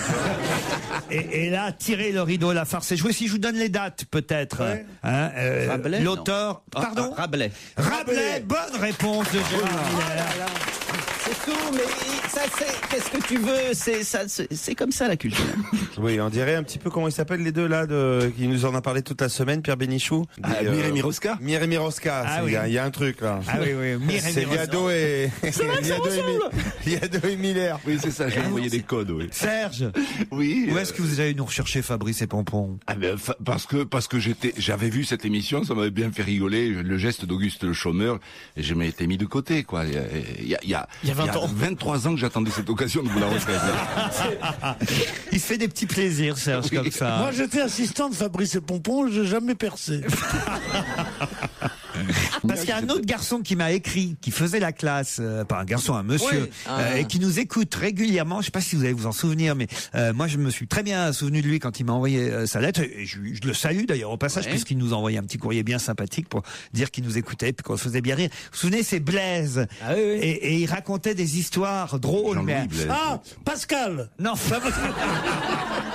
Jean-Louis Blaise. Jean-Louis Blaise, exactement. Et il racontait, mais à toute vitesse, il était capable de vous raconter, je sais pas, 10 histoires en 1 minute, hein, c'est ça à peu près. Oui, c'est ça, des histoires très très courtes. Hein. Par exemple, on toque à la porte, madame, vous avez rien à donner pour les maisons de retraite, bien sûr. Mais prends ton manteau. Voilà pourquoi il fallait enchaîner très vite avec une autre. Il envoie un courrier. Bah non, madame veuve Marius, il dit pourquoi veuve? Il dit qu'est-ce que vous pariez? Tu connais, celle qui me fait le plus rire dans le genre, c'est toujours Marius et Olive. Et on dit à Olive, on lui dit Marius, il va mourir. On dit non, c'est pas possible. Il dit si, il va mourir, mais tu sais comment il est. Il le sait, il est courageux, alors tu vas le voir à l'hôpital. Il dit mais comment? Mais j'ose pas. Il dit mais tu vas pas aller en pleurant. Tu vas pas non plus aller en disant ta bonne mine et tout ça, mais montre que t'es toujours le même. Il dit ça y est, j'ai trouvé. Il arrive, il frappe à la porte, il pousse la porte, il dit alors, on agonise. Ah si, elle est pas mal. À demain, Serge. À demain, salut à tous. 16h, 18h30 sur Europe 1, avec Laurent Ruquier. On va se gêner. Profitez dès maintenant d'un financement exceptionnel Mini. La nouvelle gamme Mini One est à 1%. Ah non, la 1% est à 1%. Ah, la 1% est à 1%. Bon, la One, c'est la One. Oui, facile à retenir, moins à énoncer. En juin, la nouvelle gamme Mini One bénéficie d'un financement exceptionnel à 1%. Bah c'est ce que j'ai dit. Exemple, pour 7 090 € empruntés, 36 mensualités de 200 € hors assurance, coût total 110 €, TEG fixe annuel 1%, crédit auto de 12 à 36 mois valable du 25 mai au 30 juin pour toute commande d'une Mini One neuve dans les mini-stores participants sous réserve d'acceptation par BMW Finance. Cette semaine, dans France Dimanche, Mike Brandt, les révélations bouleversantes de sa nièce dans une interview exclusive. Johnny Hallyday, son retour catastrophique en France. Le pire reste à venir. Cette semaine, France Dimanche est au prix exceptionnel de 1 €. Et pour 3,95 € seulement, en plus de France Dimanche, offrez-vous votre sac de l'été. Poème pour une machine à café. Que m'a fait ton café pour me faire tant d'effets? Serré ou allongé? Que veux-tu que j'y fasse? Tu me fais boire la tasse. Vous voulez vivre une relation idéale avec la technologie? Découvrez la Happy Technologie par Boulanger. Pour la fête des mères, Boulanger vous fait une offre exceptionnelle. La Nespresso M100 Argent avec arrêt automatique à 49,99 €. Éco-participation incluse, dont 50 € de remboursement différé. Boulanger, vivons la Happy Technologie. Guillaume Musso, quand vous écrivez, est-ce que vous pensez à vos nombreux lecteurs? Je raconte l'histoire que j'ai envie de raconter à l'intention des lecteurs, mais en essayant à chaque fois de les surprendre. C'est vraiment pour moi le cœur de ça, c'est l'envie. Et j'espère pendant longtemps encore d'écrire des histoires. Si vous n'avez jamais lu un roman de Guillaume Musso, ne manquez pas La fille de papier. Une histoire romantique et fantastique. Peut-être son plus beau livre. XO, lire pour le plaisir. Et maintenant, avec Peugeot, un peu de multiplication dans la publicité. Si pendant les affaires de professionnels Pax et Déclim, Peugeot multiplie par 2 la garantie 2 ans, multiplie par 3 la prime à la case gouvernementale et que cette prime baisse dès le 30 juin, combien de temps devez-vous attendre avant de vous rendre chez votre concessionnaire Peugeot? Extension de garantie 4 ans 60 000 km offerte pour 1 € de plus, cumulable avec la prime à la case Peugeot de 1 400 €. Offre professionnelle hors Loire et flotte non cumulable avec d'autres offres. Valable jusqu'au 30 juin pour tout achat d'un fourgon Pax et Déclim neuf dans le réseau Peugeot participant. Conditions sur Peugeot.fr. Connaissance, humour, érudition, actualité littéraire et du 7e art, c'est ça, on va gêner, c'est jusqu'à 18h30 sur Europe 1 avec le maître de cérémonie des après-midi, j'ai nommé Laurent Ruquier. Europe 1, on va se gêner. Le DVD de la semaine. C'est La Route et nous avons demandé à Titoff, Gaspard Proust et Gérard Miller de regarder ce film pour nous, La Route, avec Viggo Mortensen et Charlize Theron. On est 10 ans après la fin du monde. Le monde a explosé. Un père et son fils sont là à pousser un caddie avec quelques objets qu'ils ont pu sauver. C'est le point de départ du film, adapté d'un roman de Cormac McCarthy qui fut un triomphe à travers le monde.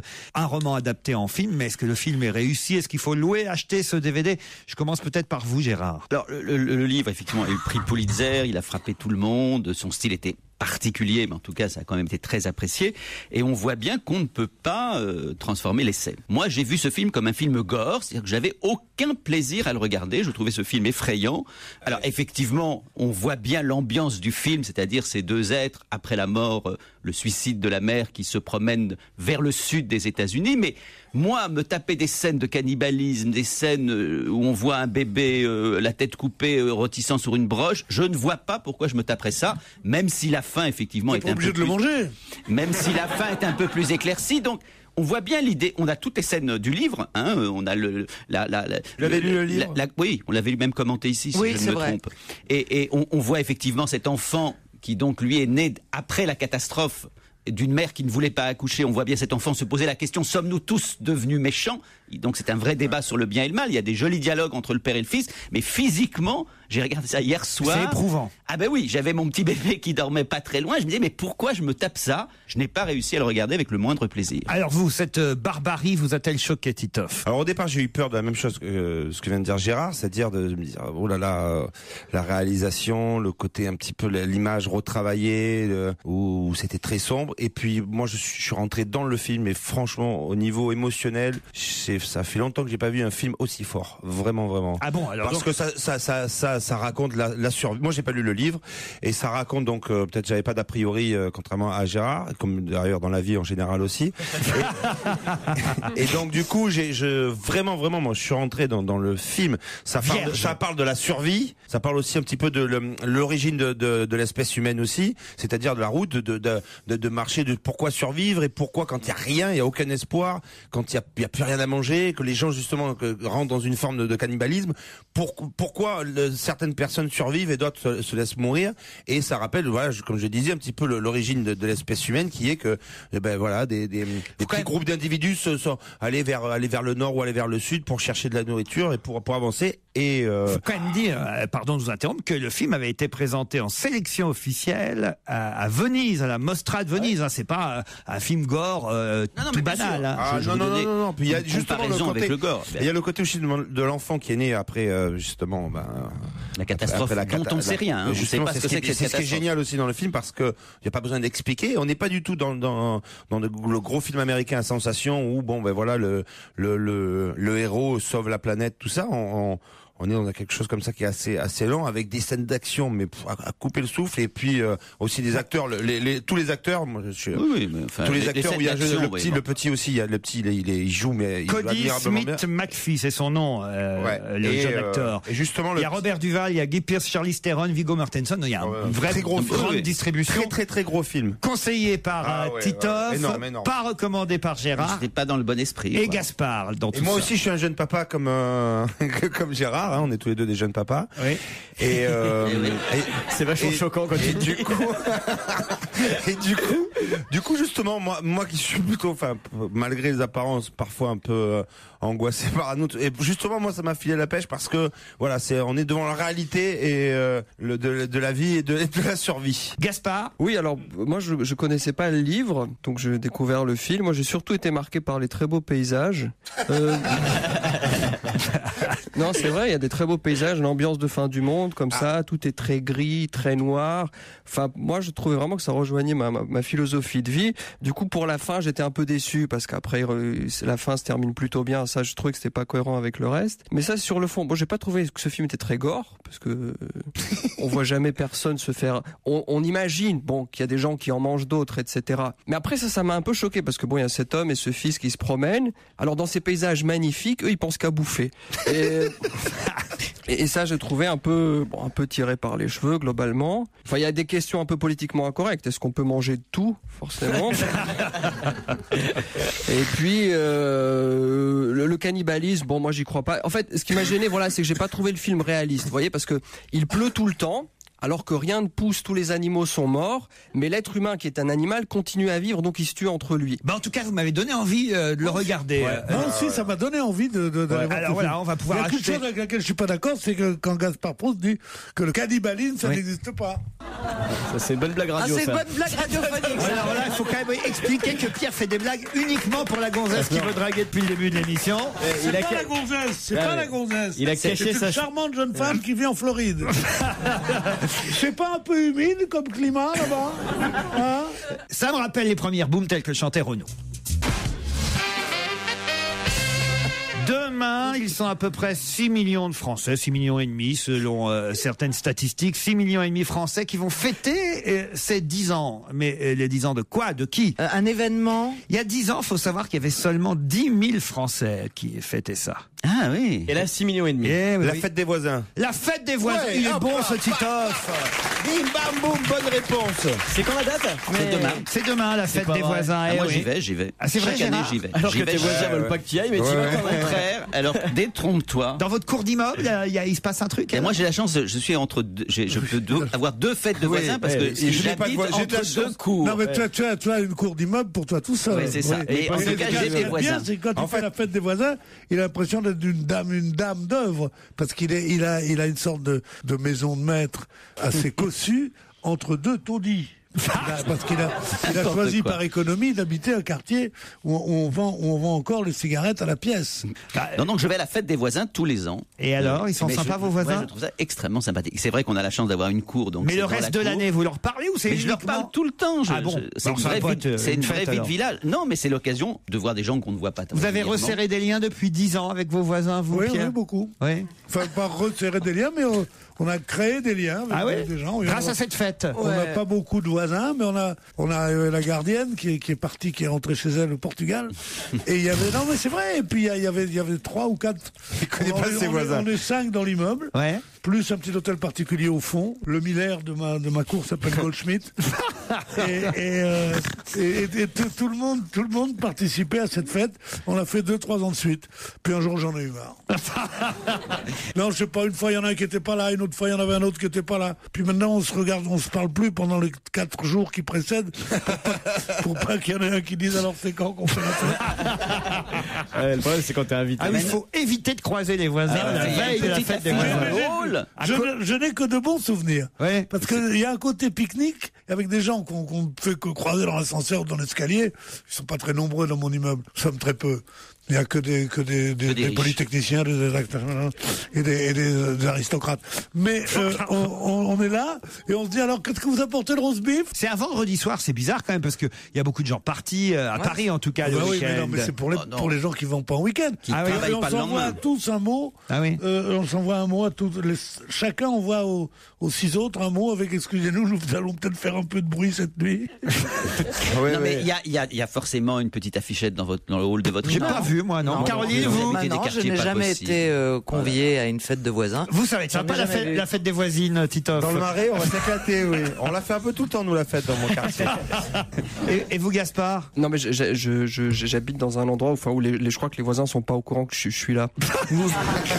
Donc, ils vont, j'ai horreur de croiser, je veux pas connaître les voisins parce qu'après, moi, je les idéalise quand je les vois de loin. Et après, je me dis, si je commence à parler avec eux, etc., je vais découvrir leur vraie nature et je vais être déçu et donc on va pas être des amis. Donc je préfère les garder à distance. Donc quand je les vois, je les fuis, je change de trottoir et je dis ça c'est l'autre enculé qui dit jamais bonjour.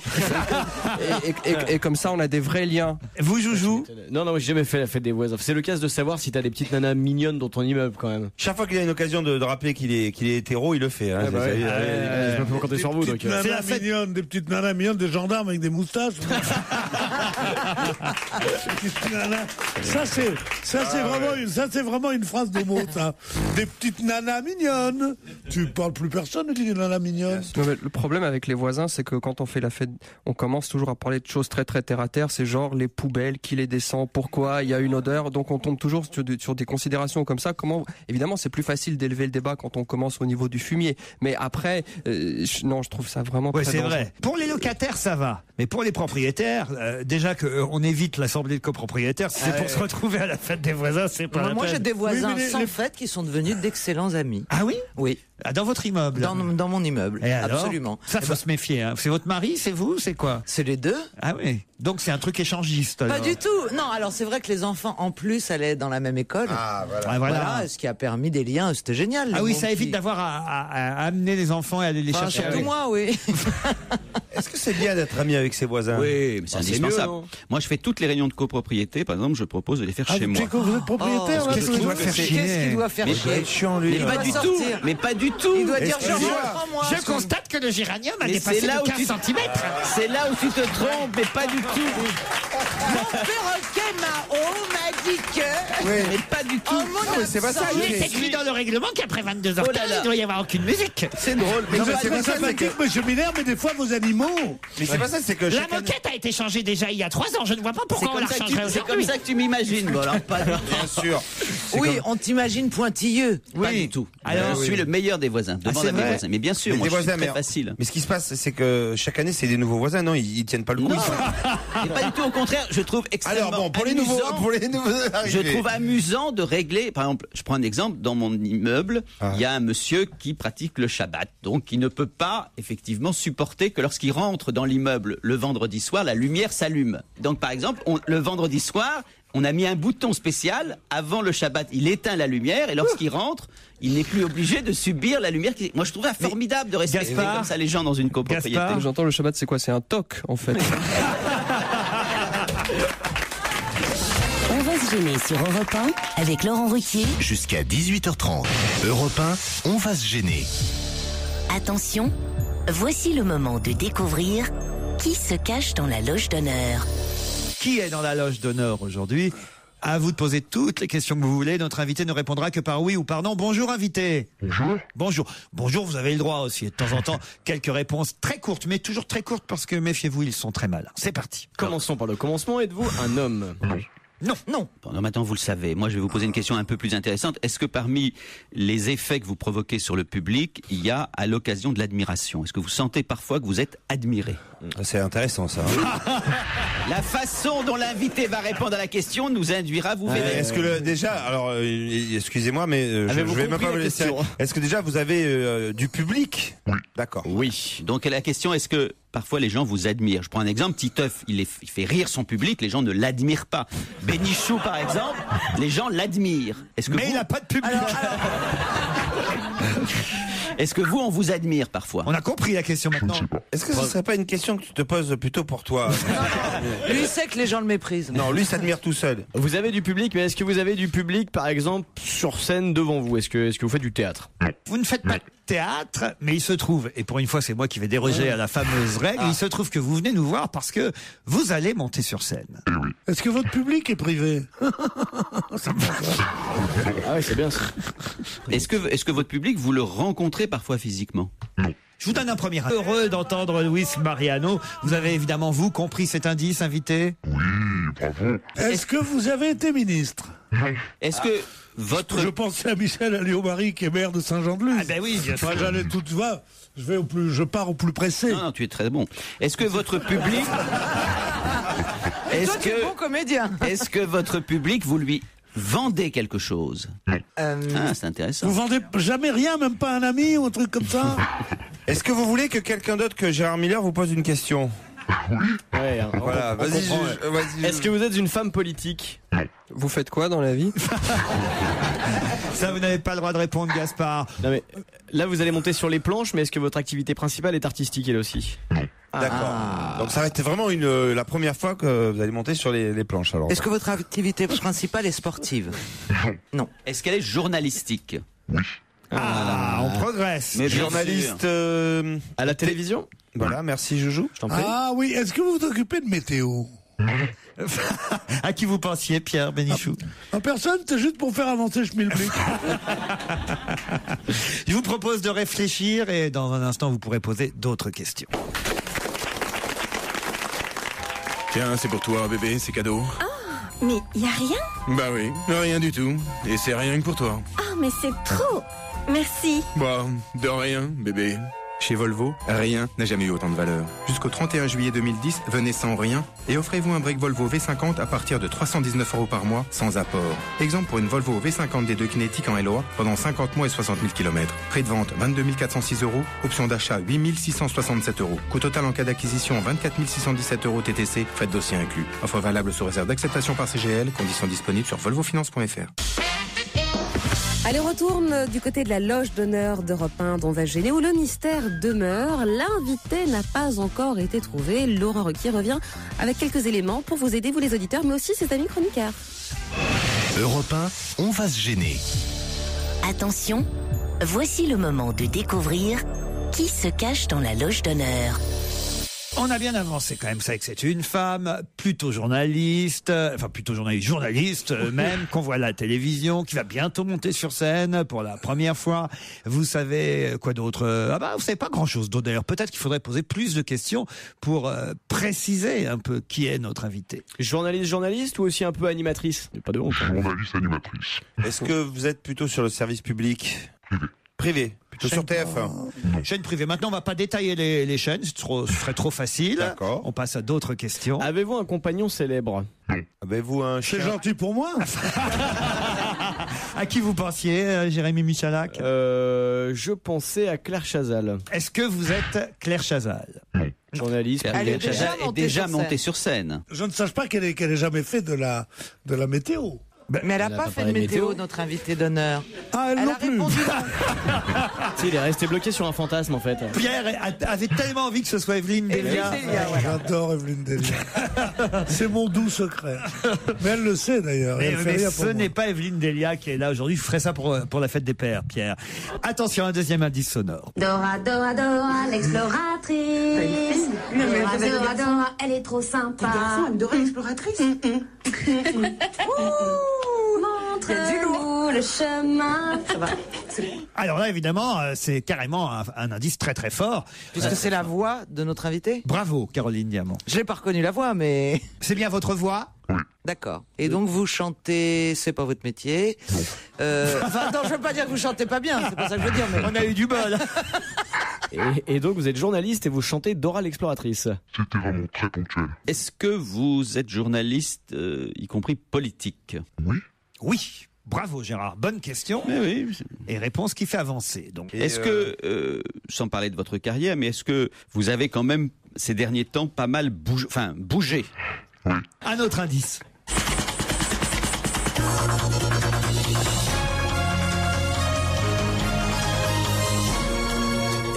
Ah oui, c'est très court, mais c'est un générique évidemment. Est-ce que vous êtes blonde? Oui. On tient une blonde dans la loge d'honneur. Ouais. Moi, alors j'ai une brochette de blonde en tête. Je suis pas arrêté complètement sur une. Posez quelques questions. C'est un générique de JT qu'on vient d'entendre? Oui. Bravo. Est-ce que vous travaillez debout? Est-ce que vous travaillez allongé? France Gall. Est-ce que votre prénom peut faire écho à celui de Ruquier? Me faire écho à ça. Je comprends pas là votre question, Gérard. Est-ce qu'elle s'appellerait Laurence, quoi? Exactement. Oui, c'est vraiment nul votre question. Est-ce que vous avez un nom de voiture célèbre italienne? Alors répondez. Non, voilà. Est-ce que vous avez un prénom composé? Ah, je crois que Caroline est sur une bonne piste. Voilà peut-être un indice qui confirmera sa pensée.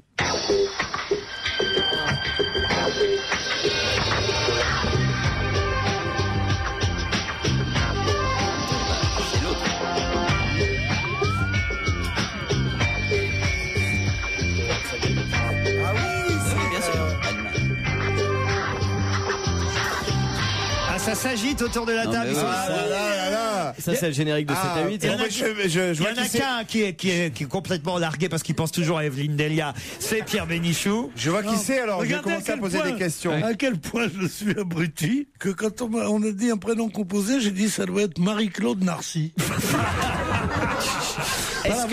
Voilà dans quels abîmes me met ce jeu. Est-ce que lorsque vous avez bougé, certains ont douté de la capacité que vous auriez à occuper le nouveau poste? Mais ça c'est le cas pour toutes les femmes qui bougent. Il y a toujours des hommes cons pour Gérard, croyez-moi, quand vous êtes monté sur scène. Ouais. Ah ben bon, évidemment. Moi, c'était plus légitime qu'on s'en doute. Est-ce que vous aimez la comtesse de Ségur? Pas trop, non. D'accord. Ça n'a aucun rapport avec l'un de vos prénoms composés? Petit peu. Quand même. Alors attention, je crois que là, puisque Jérémy, Caroline et Titoff, vous aussi Gérard. Est-ce que la première partie de votre prénom, on pourrait vous poser la question, est-ce que vous voyez venir quelque chose? Exactement. Alors attention. 1, 2, 3, 4. Anne-Sophie Lapix. Qu'est-ce qu'il a dit? Anne-Sophie Delia, il a dit. Anne-Sophie Lapix qui va nous rejoindre. 16h, 18h30 sur Europe 1, avec Laurent Ruquier. On va se gêner. Michel Drucker et Wendy Bouchard vous présentent l'actualité culturelle. Studio Europe 1. Dès 19h.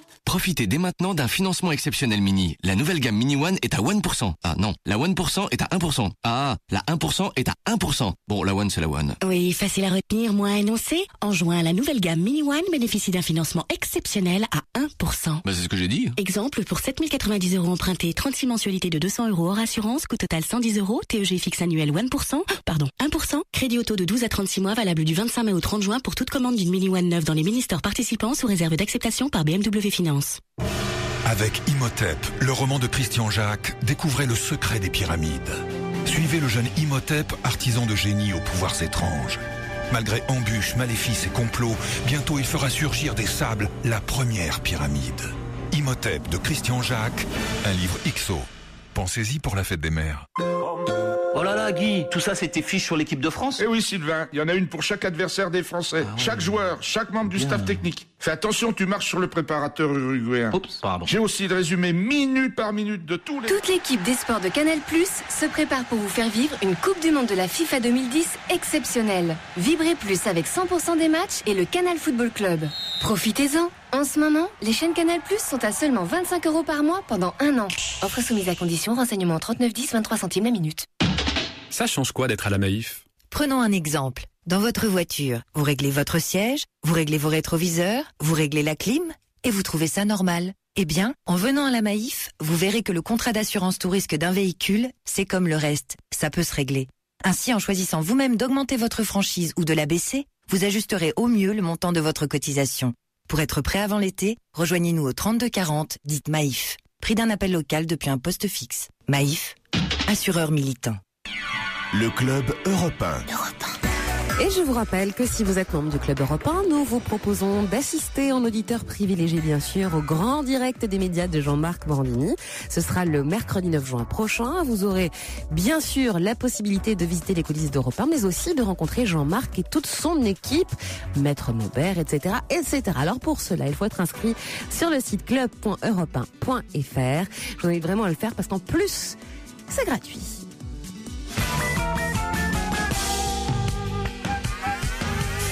Mais pour l'heure, sur Europe 1, c'est la suite d'On va gêner avec Laura Ruquier, avec ses complices du jour qui ont deviné qui était l'invité d'honneur du jour. Il s'agit de la journaliste Anne-Sophie Lapix. Anne-Sophie Lapix est notre invitée jusqu'à 18h30. Bonjour, bienvenue. La journaliste et animatrice, alors je peux dire aussi animatrice de Dimanche Plus sur Canal, oui, c'est animatrice. Je ne savais pas, enfin c'était pour donner un indice en fait. Mais c'est vrai que journaliste politique, ça va mieux, je crois. Pour journaliste tout court. Journaliste tout court, ça vous va. Alors en tout cas, Anne-Sophie Lapix vient non seulement, parce qu'on va quand même parler aussi un peu de journalisme et journalisme politique, mais elle vient nous annoncer qu'elle sera sur scène les 4, 5 et 6 juin. Pour une bonne cause, il faut le dire, sur scène au Cabaret Sauvage pendant 3 jours, 3 soirs. 3 soirs, c'est à quelle heure? C'est à 21h. À 21h les 4, 5 et 6 juin. Ça vous fait sortir tard, ça vers quelle heure vous finissez? C'est pour le Mahabharata. Exactement. Alors, expliquez de quoi il s'agit exactement. Alors le Mahabharata, d'abord, c'est de la mythologie indienne. En fait, c'est un peu une sorte de Bible et où 2 familles s'affrontent. C'est une œuvre énorme qui a été résumée en 1h30. Et par Jean-Claude Carrière, c'est ça? Par Vinciane Regatieri. Il dit tout le temps des conneries. Non, mais j'ai compris. Et en fait, non, l'idée c'est pas vraiment que je monte sur scène, c'est que je joue avec de jeunes autistes. Voilà. Qui sont de jeunes artistes également. Bon, moi j'ai un tout petit rôle, ce sont eux qui ont les rôles principaux. Et c'est vraiment un spectacle, c'est pas un spectacle scolaire de fin d'année, c'est il y a une vraie ambition artistique, pas tellement pour moi, mais pour eux. Et voilà, il y a aussi des comédiens, la compagnie Casalibus qui joue avec eux, qui les accompagnent. La compagnie Casalibus de jeunes autistes comédiens et Anne-Sophie Lapix réunis. Et Christophe Dominici aussi. Le rugbyman? Ouais. Enfin, l'ex-rugbyman. Voilà. Ça va être une première pour vous quand même, c'est une drôle d'expérience de monter sur scène. Certes, en plus avec des jeunes comédiens autistes, mais de toute façon, monter sur scène. Oui, enfin c'est la deuxième fois, parce qu'il y a 2 ans, j'avais fait une mini avec eux. Comment ça s'était passé? Très bien, c'est enrichissant. Alors, quand on utilise ce mot, ça c'est un peu galvaudé, donc. Mais pour le coup, il y a un véritable échange. Ils sont intéressants, ils sont drôles, et voilà, et ça se passe bien. Et l'idée du futur composé, l'association, c'est pas de récolter des fonds, c'est de permettre à ces jeunes d'être un jour comme de véritables artistes qui n'ont pas de problème dans leur vie et d'être sur scène. C'est une vraie ambition artistique. D'autres artistes avaient, j'allais dire d'autres artistes, vous n'êtes pas une artiste, vous êtes journaliste, non, mais d'autres personnalités, alors je devrais dire, ont participé déjà à ce genre de festival, à ce genre d'action. On peut citer Goldman, Dussolier, Renaud, Higelin, Maxime Le Forestier ou encore Marc Lavoine, dont on sait que c'est une cause pour laquelle il œuvre depuis des années à travers, je crois, un magazine qu'il aide à confectionner. Vous, Anne-Sophie Lapix, vous êtes sensible plus particulièrement à cette cause-là qu'à d'autres. Pourquoi vous avez dit oui à celle-là? C'est un hasard, en fait. C'est la personne qui met en scène le spectacle et qui les écrit qui m'a contacté. Je l'avais rencontrée une fois et elle m'a demandé donc il y a 2 ans si je voulais bien y participer. Et pour moi, c'était... souvent, on me demande d'être marraine d'une association, mais ça n'a pas vraiment de sens juste de donner son image comme ça. Là, c'est un véritable investissement personnel parce qu'il y a beaucoup de répétitions. Est-ce que vous avez invité les politiques que vous interviewez le dimanche à venir vous voir? Non, je les connais pas assez bien. Ah. Vous ne préférez pas les voir en dehors? Alors, voilà, non, je les vois pas en dehors du tout. Jamais? Non, jamais. Jamais. Jamais. Tous les journalistes. Jamais vous ne pourrez en épouser un. Non, je ne pourrais pas, non. Ah bah oui, c'est triste ça. On ne jamais en épouser un. On tient la seule journaliste qui ne va pas épouser un ministre. C'est pas un étendard non plus, mais.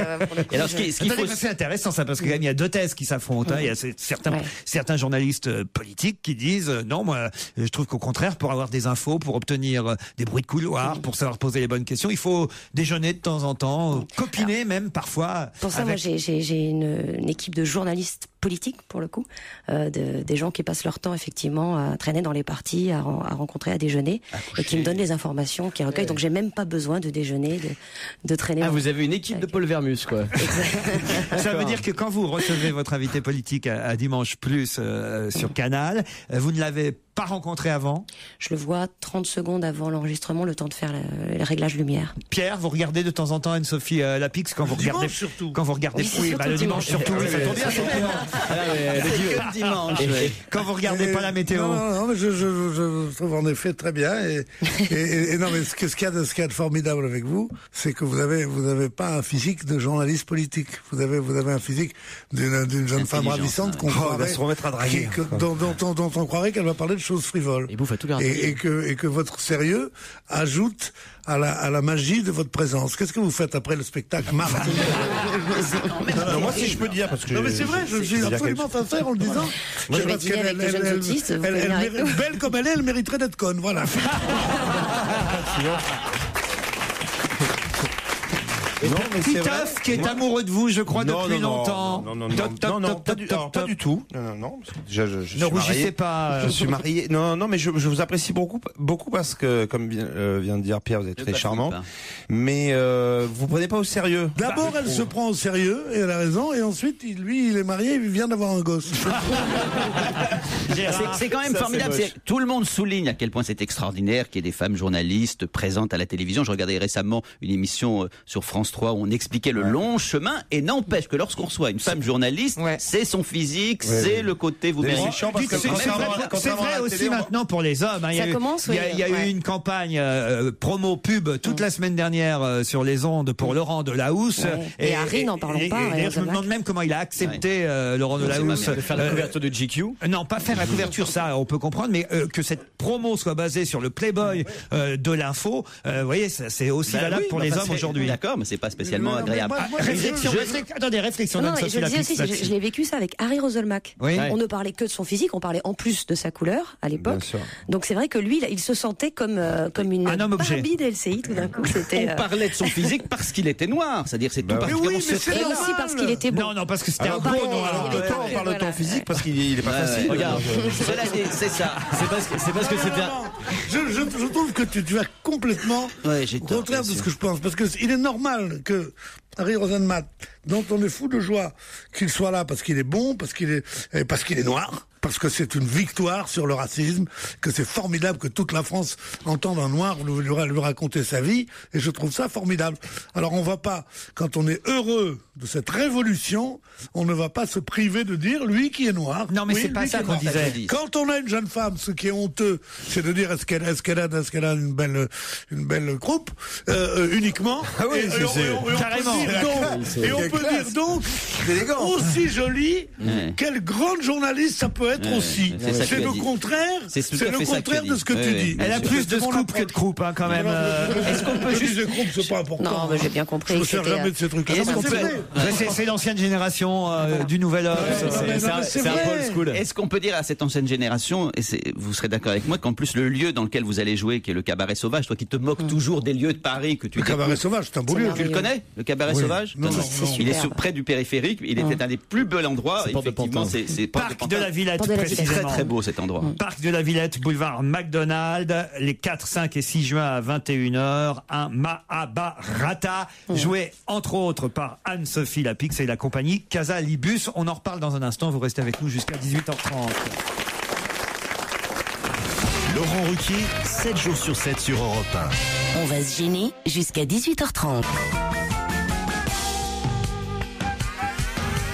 Profitez bien des dernières minutes d'On va gêner sur Europe 1 avec Laurent Ruquier. À ses côtés en ce jeudi, Pierre Bénichou, Caroline Diamant, Jérémy Michalak, Titov, Gaspard Proust, Gérard Miller et l'invité d'honneur. Il s'agit d'une journaliste, Anne-Sophie Lapix. Notre invité jusqu'à 18h30, invité caché tout d'abord dans une loge, mais assez vite identifiée tout de même, c'est Anne-Sophie Lapix. Et j'aimerais qu'on revienne ensemble justement sur quelques indices proposés à mes camarades. D'abord le tout premier qui a fait tant plaisir à Pierre Bénichou. Né à Saint-Jean-d'Uz. Je suis née à Saint-Jean-d'Uz, j'ai grandi à Saint-Jean-d'Uz et c'est vrai que j'en parle assez souvent. Parce que je suis très très attachée à cet endroit magnifique que vous connaissez bien. Deuxième indice. Dora, Dora, Dora, l'exploratrice. Dora, Dora, Dora. Comme vous l'avez dit, c'était ponctuel. Ouais, non, c'est la boîte à questions de Canal. Et, soit ils me font danser, soit ils me font chanter. Oui. Et on me demandait quelle était la chanson que j'entendais, que je chantais en permanence. Et comme j'ai des fils qui à l'époque, ils ont grandi, mais étaient assez branchés Dora. Ça surprenait d'ailleurs beaucoup Maïtena Biraben que mes fils regardent Dora. Et... Vous avez des fils? Oui, j'ai 2 fils. Ah bah, il faut le dire.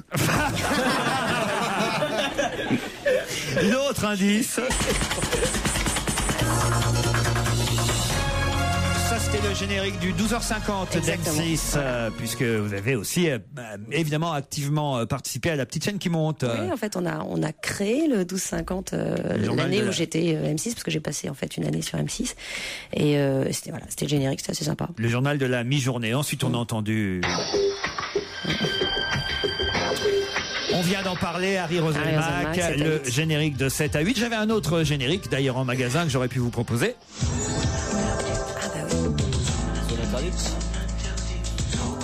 Ça aurait été encore plus facile, hein, je pense. Zone interdite. Là, vous avez présenté avant Mélissa Torio. Oui. Voilà. Il faut quand même le dire, on est assez injuste avec vos consorts parce que toutes n'épousent pas des hommes politiques. Non, la preuve. Certaines, il n'y a pas qu'elles d'ailleurs, épousent plutôt des humoristes. Ça, avec un humoriste, ce serait possible. Je pose la question. Je pose la question pour Gaspard Proust, hein, qui n'ose pas la poser. Donc c'est pas un critère de sélection pour le coup, mais. Oui, Gaspard, je suis désolé. Bah oui, humoriste. Ah mais moi j'étais, mais c'est super, oui. Moi j'ai regardé votre émission et c'est vraiment très bien. Quand vous posez les questions aux journalistes, enfin non. Vous avez vu dans quel état vous me le mettez? Il vient de se réveiller, ils sont tous allés de leur couplet, vous draguant, voilà, ça n'a aucun intérêt. Enfin, je veux dire que. Moi j'ai été très sobre. C'est vrai aussi, faut le dire. Allez, je rappelle qu'Anne-Sophie Lapix sera sur scène, j'allais dire pour la première fois, non, puisque elle l'a déjà fait l'an dernier, au Cabaret Sauvage, cette fois en tout cas, le 4, 5 et 6 juin prochain, avec le Mahabharata. C'est un conte indien que vous allez jouer sur scène aux côtés de jeunes artistes autistes. Si vous me le permettez, d'ailleurs, je vais en profiter pour signaler aussi, et j'imagine que vous connaissez cette association des hors-la-loi, l'association Handi Art. Eux aussi avaient fait un gros succès avec un spectacle qui s'était joué il y a quelques années. Ils recommencent au gymnase le jeudi 28 juin prochain au théâtre du gymnase. Le spectacle musical s'appellera La Grande Audition, et là aussi ce sont des comédiens handicapés qui se mêlent à des comédiens qui eux n'ont pas de handicap. C'est au profit de l'association Handi Art. C'est joué au théâtre du gymnase le jeudi 28 juin prochain. Voilà. Mais pour vous, Anne-Sophie, on l'a bien retenu. 4, 5 et 6 juin au Cabaret Sauvage. Merci à vous d'être venu nous voir. Merci à vous. Et merci à vous aussi, très cher Laurent. Rendez-vous demain 16h sur Europe 1 pour On va gêner. Avec Studio Europe 1, Michel Drucker et Wendy Bouchard passent en revue toute l'actualité culturelle. Et à 19h, Michel et Wendy recevront comme invité l'humoriste Ben. Il y aura aussi le producteur Jean-Marc Dumontet et puis le comédien Pascal Selem.